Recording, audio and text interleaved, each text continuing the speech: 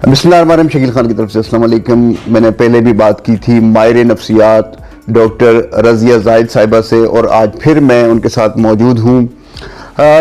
असल बात यह है कि हमारे मुआशरे के वो लोग जो कि किसी परेशानी में मुब्तला हैं और वो उनको कोई रास्ता नहीं मिल रहा, वो फंस चुके होते हैं, वो एक पज़ल में फंस चुके होते हैं, तो उनको कैसे निकाला जाए। ये वो लोग हैं जो ऐसे लोगों के लिए एक बहुत बेहतरीन रास्ता अख्तियार करवा देते हैं और उनको वहाँ से निकाल लेते हैं। डॉक्टर साहब अस्सलाम वालेकुम। वालेकुम अस्सलाम।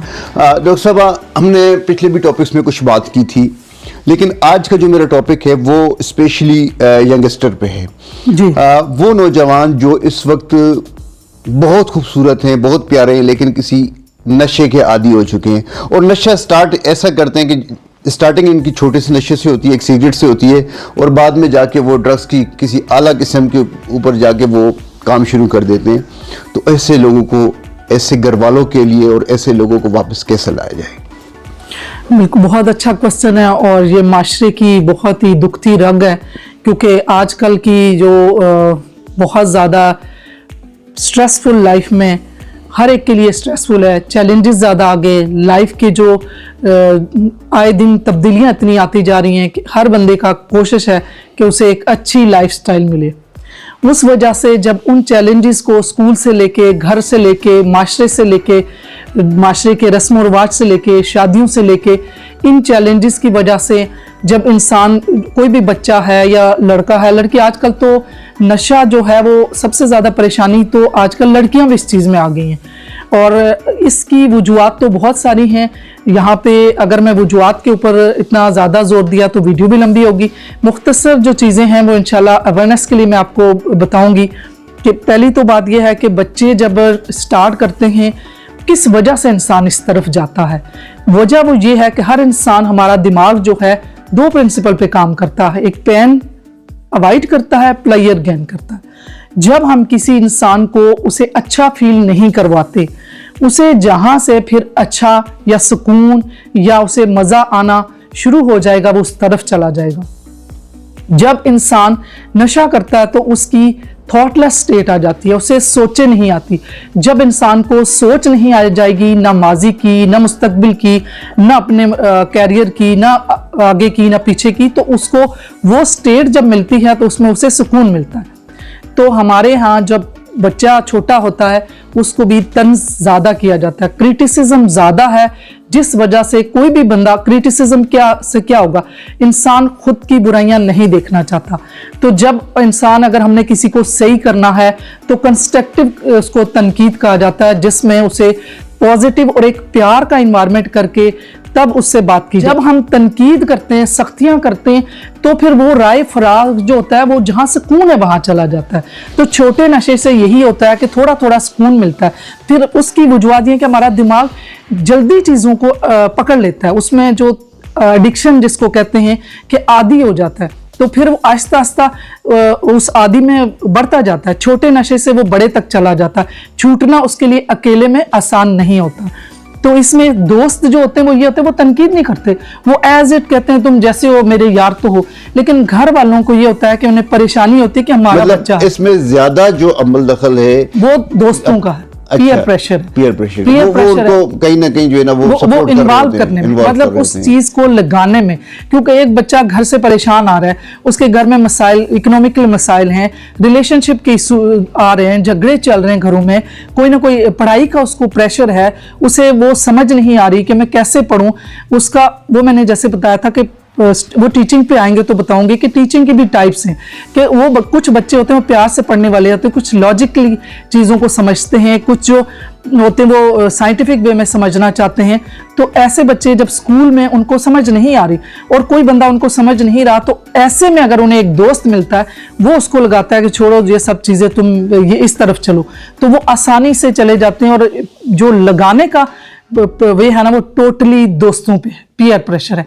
और फिर आजकल एप्स आई हुई हैं, एप्स ऐसी हैं जहाँ जो कि जैसे जिस तरह व्हाट्सएप है, इसी तरह स्नैपचैट है, इंस्टाग्राम है, जहाँ पे ऐसी चीज़ें दोस्त जो हैं दोस्तों को ऑनलाइन भी प्रोवाइड करते हैं और बहुत इजीली कम पैसों में ये चीज़ें मिल जाती हैं। वालिदैन के लिए बहुत ज़रूरी है इस चीज़ की अवेयरनेस होना कि उनके बच्चे मीडिया में क्या दिखते हैं।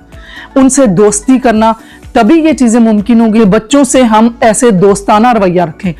वालिदैन का जब अपनी औलाद के साथ दोस्ताना रवैया होगा, उस्ताद का बच्चों के साथ, तो बच्चे हर मसला उनसे डिस्कस करेंगे, बजाय इसके कि उन्हीं के साथ के दोस्त हैं, उनके पास तो इतनी नॉलेज या इल्म या उनकी अक्ल तो नहीं है जो उनके साथ के दोस्त उनको गाइड कर रहे होते हैं। तो हर तरह का अपने वालिदैन को अगर नहीं पता तो उन्हें चाहिए कि वो किसी माहिर नफ्सियात के पास जाएं। उसके बच्चे के कैरियर के बारे में कोई मसले आ रहे हैं, उसकी पढ़ाई में मसले आ रहे हैं, उसके रिलेशनशिप में, उसके ताल्लुकात में मामलात ख़राब हो रहे हैं, उसकी जॉब में वहाँ पे प्रॉब्लम आ रहे हैं, तो इस सूरत में माहिर नफ्सियात के पास जाएं। ये स्टिग्मा नहीं है, इससे इन सब मसलों का हल उनको मिलेगा। डॉक्टर साहब, अगर एक शख्स जो है वो किसी नशे का आदी हो चुका है, तो बाकी हॉस्पिटल्स में उनको जब हम लेके जाते हैं, किसी भी हॉस्पिटल में जो स्पेशली वो कहते हैं जी वो नशे से छुटकारा और इस तरह की कुछ चीज़ें आ जाती हैं जी, तो वो 2 से 3 माह के लिए उसको बाकायदा आइसोलेट कर लेते हैं, उसको बिल्कुल किसी से मिलने नहीं दिया जा रहा। तो क्या आप भी उनका ट्रीटमेंट करते हैं और क्या आप भी उनको फिर इस तरीके से अपनों से दूर रख के और इस ट्रीटमेंट किया जाता है? क्वेश्चन आपका बहुत अच्छा है। इसमें देखें 2 चीज़ें हैं। एक तो देखी जाती है कि उसका लेवल कितना है। अगर उसको इंसाइट ऐसी है कि वो नहीं कर सकता कि अपने आप को इन चीज़ों से, क्योंकि ये मैंने आपको बताया कि हमारे दिमाग से खुद ब खुद ऐसे केमिकल रिलीज होते हैं जो कि नशे के आदी की तरफ लेके जाते हैं, और इतना आसान नहीं होता कि वो खुद से या रिश्तेदार उसको इस चीज़ से दूर कर सकें। तो इसके लिए वो माहौल चेंज करना, क्योंकि इसको ट्रिगर्स कहते हैं, इसको स्टिमुलस कहते हैं। यूँ कहना चाहिए कि कुछ चीज़ें जो अपील करती हैं वो बार बार जब देखेगा तो उसके कंट्रोल में नहीं रहेगा। इस वजह से जो सेंटर बने हुए उन सेंटर्स में उनको लेके जाना और कुछ अरसे के लिए रखना इसलिए होता है। और बाद में भी ये कहा जाता है कि इसको अलग जो है ना माहौल दें, ताकि दोबारा से वो उस पर असरअंदाज न, वो मुतासर होकर फिर उस चीज़ में ना चला जाए। तो इसके लिए अगर वो इतने लेवल पे है कि वो अपने उसके वालिदैन या बाकी नहीं कर सकते, तो फिर वो सेंटर में रखे जाते हैं। फिर लेवल देखा अगर कम है तो उन चीज़ों का कंट्रोल जो है ना वो आसानी से हमारे पास है। हम उनको सेशन देते हैं, उनको घर के लिए टास्क देते हैं, उनके होमवर्क होते हैं, उनके घर वालों के लिए भी होता है। अच्छा, कोई भी थेरेपी है, कोई भी सेशन है, कोई भी ट्रीटमेंट है, वो अकेले नहीं हो सकती जब तक कि उसमें फैमिली सपोर्ट ना करे। इसको कंजाइंट फैमिली थेरेपी भी कहते हैं। तो इसलिए फैमिली का अवेयरनेस होना, इन चीज़ों का जानना कि ये इलाज है और इस पे हम इनका साथ देंगे और उसके लिए आएंगे। जितने फॉलोअप सेशन होंगे, 1 साल तक इलाज नहीं करवाया तो 1 साल बाद वही पैसे उनके लिए डबल पड़ जाएंगे। तो वो पैसे अगर इसी साल लगा लेंगे तो अगले साल वो उनका बच्चा एक कामयाब जिंदगी गुजार रहा होगा। अच्छा डॉक्टर साहब, मैं ये समझता हूँ कि जो पेरेंट्स थे, मैं समझता हूँ कि इनका भी कहीं ना कहीं इसके पीछे हाथ है, क्योंकि हमारे यहाँ जो स्पेशली जो ओवरसीज़ हैं जितने भी, और उनके यहाँ पर जो बच्चे हैं उनको वो खुल के पैसा देते हैं। तो स्टार्टिंग उनकी ऐसी होती है कि अपने दोस्तों के साथ होटल्स पे जाके बैठते हैं, कढ़ाइयाँ खा रहे हैं, खाने खा रहे हैं, मज़े मज़े से एंजॉय कर रहे हैं, और वहीं से फिर उनको ये रास्ते मिलते हैं। क्या आप समझती हैं इसमें है ऐसी कोई बात? जी बिल्कुल, आपने ये बात बिल्कुल बहुत अच्छी कही है, क्योंकि बच्चे की हर ख्वाहिश हमने नहीं पूरी करनी। जब इंसानी माइंड ऐसा है कि उसे जब पता चलेगा कि बग़ैर मेहनत के, बग़ैर कोई उसको तरद्दुद किए चीज़ें मिल रही हैं, तो उसे उन चीज़ों का एहसास नहीं होता। तो इंसानी दिमाग की डिसिप्लिन करने के लिए, उसको तरबियत देने के लिए साथ साथ बच्चे की सख्ती भी ज़रूरी है और हर ख्वाहिश पूरी नहीं करनी। इसी वजह से कि बच्चे को ये लगता है कि मेरी आगे की ज़िंदगी भी आसान है, कि मैं जो चीज़ें मुझे आसानी से मिल रही हैं तो इसको मैं इस्तेमाल करता रहूँ। फिर अगेन कोई पता नहीं, जब दोस्तों के साथ होटल में जाते हैं तो वहाँ आजकल मतलब सॉरी ये बात करना भी ऐसा है कि होटल में खाने में भी क्या चीज़ें, वो ऐसी चीज़ें हैं कि जैसे टॉफ़ियों में, अब जो नशे का है ना, इसकी अवेयरनेस इतनी ज़रूरी है कि आज नशा हर घर में आ चुका है। हर इवन के आजकल की लड़कियाँ जो हैं वो आइस का नशा, और आइस के ये ऐसी वेप, पहले तो सिगरेट था, अब उन्होंने इलेक्ट्रिकल सिगरेट जो है ना वो कर दिया, और वो वेप है। वेप जो है उसके अंदर कोई पता नहीं क्या चीज़ है। सिगरेट में तो फिर भी निकोटीन होती थी, उसका हमें पता भी था, चलो उसके कितने नुकसान आते हैं। वेप में इलेक्ट्रिक जो है ना, उसमें ऐसी जो है ना खुशबू डाली है और ऐसे केमिकल हैं कि वो जो है ना बच्चे बहुत आसानी से उसकी तरफ जा रहे हैं। तो इसलिए बच्चों को बहुत ज़्यादा उनकी लुक आफ्टर करना, उनको बहुत ज़्यादा आज़ादी देना और पैसे की फरावानी करना, तो ये बेजा जो हम सोचते हैं ये प्यार है, ये प्यार नहीं है, ये बगाड़ वालिदैन यहीं से स्टार्ट करते हैं। मैं समझता हूँ यहाँ पे कि अगर वालिदैन कोशिश करें तो उनके मनपसंद खाने बनाएं, वो घर पे बना उनके घर में उनको अपने साथ दस्तरखान पे बिठा के खाना खिलाएं, मतलब जिनको वो चीजें जब माहौल नहीं मिलता तो वो बाहर जाके अपने दोस्तों के साथ वो सारी चीजें करते हैं, तो मेरे ख्याल में बिगाड़ फिर यहीं से होता है। अच्छा डॉक्टर साहब, जब हमारे जो बच्चे हैं, मैं आज यंगस्टर पे बात कर रहा हूँ, वो लोग जो कि किसी बिजनेस की तरफ जाना चाहते हैं और वो उनके अंदर कॉन्फिडेंस नहीं होता कि हम ये डिसीजन पावर जिसको कहते हैं कि वो नहीं होती, तो ऐसे लोग आपके पास अगर वो आते हैं तो उनके लिए आप क्या कहेंगी?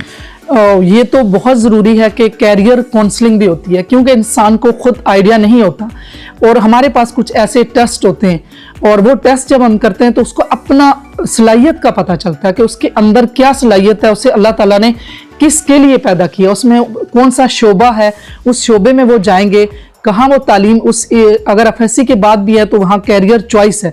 तो कैरियर काउंसलिंग हम करते हैं और कैरियर काउंसलिंग से इंसान को अपनी सलाहियतों का बेहतरीन जो है ना पता चल जाता है कि वो किस तरफ जाएगा।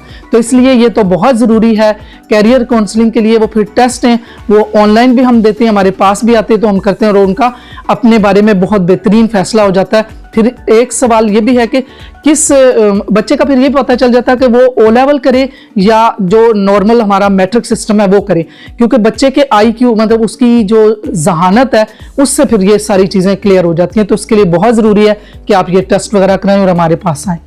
डॉक्टर साहब का नंबर जो स्क्रीन पे चल रहा है, इस पे आप रब्ता कर सकते हैं व्हाट्सएप के जरिए।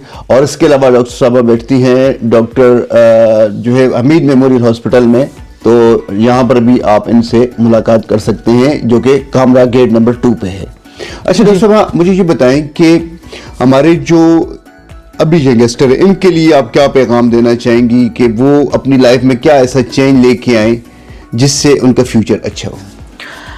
यंगस्टर को सबसे पहले ये है कि उन्हें अपने बारे में जानना बहुत ज़रूरी है, कि वो ये जाने कि ये इंसान अल्लाह ने बनाया क्यों है और मेरे अंदर कोई ना कोई तो सलाहियत अल्लाह ताला ने रखी होगी। सेल्फ डिस्कवरी जो है, पेरेंट्स ने, हम 3 E से जो है ना सब कुछ लर्न करके आते हैं, जिसमें इन्वायरमेंट है, एजुकेशन है और एक्सपीरियंस है। मुझे किसी ने नाम दिया, मुझे किसी ने जो है ना एजुकेशन में डाला और मैं जो कुछ मैंने सीखा मेरे तजर्बे में आया। मेरे से किसी ने अच्छा किया तो मेरा जो यकीन बन गया कि मैं एक अच्छा इंसान हूँ। मैंने किसी के साथ अच्छा किया या किसी ने मेरे साथ अच्छा किया तो वो यकीन में तब्दील हुआ। इसी तरह किसी ने मेरे साथ बुरा किया, मैंने करते हुए देखा तो मेरा वो यकीन बन गया। ये मैं नहीं हूँ।